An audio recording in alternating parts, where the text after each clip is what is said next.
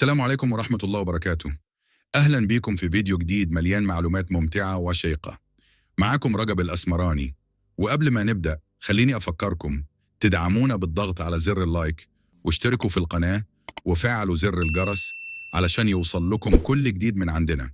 خليك دايما فضولي واسأل عن كل حاجة حواليك، لأن المعرفة هي المفتاح اللي بيفتح لنا أبواب جديدة في الحياة، واللي بيدور وبيسأل دايما هو اللي بيوصل للأفكار المختلفة وبيعرف حقائق يمكن ناس تانية ما تعرفهاش.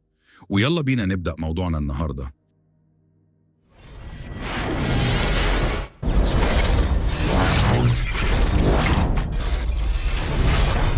شات جي بي تي اتطور بواسطة شركة اوبن اي اي اللي تأسست سنة 2015 في الولايات المتحدة الأمريكية.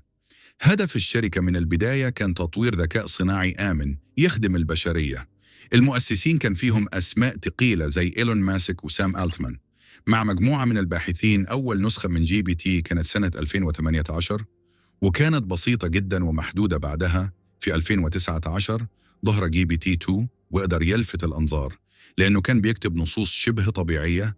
الانطلاقة الكبيرة كانت سنة 2020 مع جي بي تي 3 اللي كان فيه 175 مليار بارامتر، وده خلاه قادر ينتج نصوص مقنعة جدا ومتشابهة مع أسلوب الإنسان. بعدها ظهر شات جي بي تي المبني على نفس النموذج لكن مخصص للدردشة مع المستخدمين، وده اللي عمل ثورة في عالم التكنولوجيا.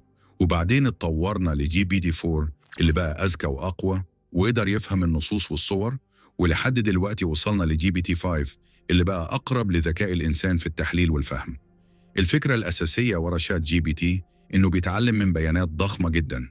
البيانات دي عبارة عن كتب، مقالات، مواقع إنترنت، محادثات ونصوص متنوعة. النموذج بيتعلم حاجة اسمها الأنماط اللغوية، يعني إيه كلمة بتيجي بعد كلمة تانية وإزاي الجملة بتتركب علشان تطلع بمعنى واضح. البارامترات اللي جوه النموذج دي عبارة عن أرقام بيتغير وزنها علشان النموذج يتعلم بشكل أفضل. العملية دي بتتم باستخدام تقنية اسمها التعلم العميق، اللي هو نوع من الشبكات العصبية الاصطناعية المستوحاة من طريقة عمل مخ الإنسان. كل ما النموذج يتدرب على بيانات أكتر، كل ما يقدر يتوقع الكلمة اللي جاية بدقة أكبر. بالتالي لما تسأله سؤال هو مش بيرجع يدور في الإنترنت، هو بيبص على كل اللي اتعلمه قبل كده ويتوقع إيه أنسب إجابة ممكن يقولها. شات جي بي تي بقى عنده استخدامات كتير جدا في حياتنا اليومية.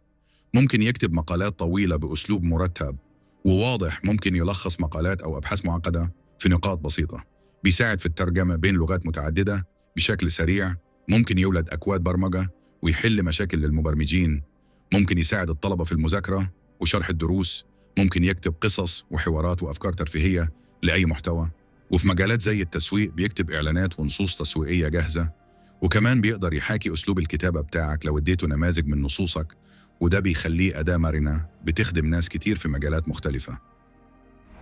رغم قوة شات جي بي تي لكنه مش كامل. ممكن في بعض الأحيان يديك إجابات غلط أو معلومات غير دقيقة. ممكن يخترع تفاصيل مش موجودة، وده بيتسمى الهلوسة الاصطناعية، لأنه في النهاية بيخمن من الأنماط اللي اتعلمها. كمان ممكن يكون عنده تحيز لأنه متدرب على بيانات من الإنترنت، والبيانات دي أصلاً فيها تحيزات. فيه كمان مشكلة الخصوصية، لأن أي حاجة بتكتبها فيه بتعتبر بيانات بتدخل في النظام. الناس بدأت تعتمد عليه بشكل مبالغ فيه، لدرجة إن في ناس بقت ما بتفكرش وبتخليه يعمل كل حاجة مكانها. وده خطر لأنه بيقلل من الإبداع البشري وبيخلي الشخص متكل على البرنامج بشكل كامل. في التعليم الطلبة بقوا يستخدموه علشان يذاكروا أو يشرح لهم مسائل معقدة، وفي الجامعات بقى في نقاش كبير، هل مسموح الطلبة يستخدموه في كتابة الأبحاث ولا لأ؟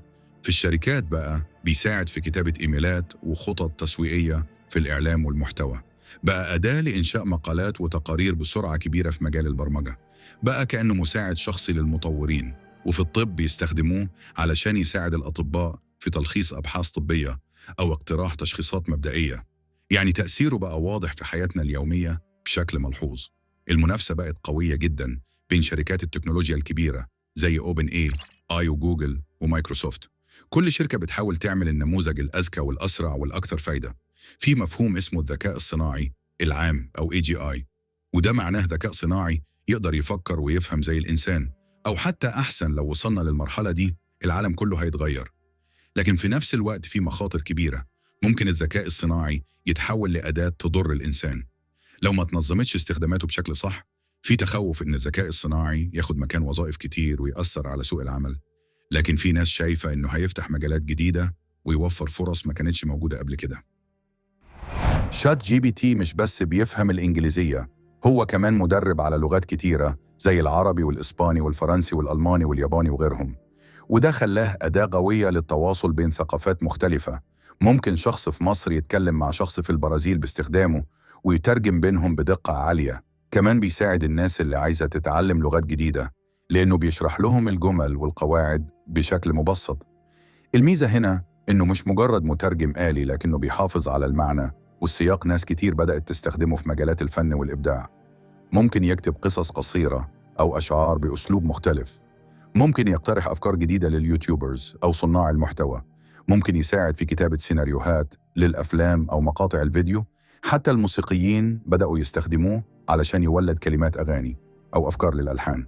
وده معناه إن الذكاء الصناعي مش بس أداة عملية، لكنه كمان أداة إبداعية. في زمن الشغل الأونلاين، شات جي بي تي بقى مساعد مهم لناس كتير. ممكن يكتب خطابات مهنية أو سي في للسيرة الذاتية. ممكن يحضر عروض تقديمية أو ملخصات تقارير. ممكن يساعد العاملين في خدمة العملاء إنهم يردوا على أسئلة الزباين بسرعة وبدقة. الشركات الصغيرة والمتوسطة بقوا يعتمدوا عليه لتقليل التكاليف وزيادة الإنتاجية، وده بيأكد إنه بقى جزء من أدوات العمل اليومية. رغم الفوائد الكبيرة، لكن في تحديات أخلاقية لازم نتكلم عنها. لو الذكاء الصناعي بيقدر يقلد أسلوب كتابي أي شخص، يبقى ممكن يتعمل بيه محتوى مضلل أو أخبار كاذبة. لو أي حد قدر يولد نصوص غير حقيقية ويخدع بيها الناس، ده خطر على الإعلام والمجتمع. كمان في نقاش عالمي حوالين هل ينفع نسيب الذكاء الصناعي يتطور من غير قوانين، ولا لازم يبقى في رقابة وتشريعات علشان نضمن إنه يستخدم بشكل آمن؟ التحديات الأخلاقية دي هتفضل سؤال مفتوح للعلماء والحكومات في السنين الجاية. وإذا أعجبك الفيديو، قم بدعمنا بالضغط على زر اللايك واشترك في القناة علشان تتابع المزيد من هذه المواضيع الممتعة. إلى اللقاء في فيديو آخر.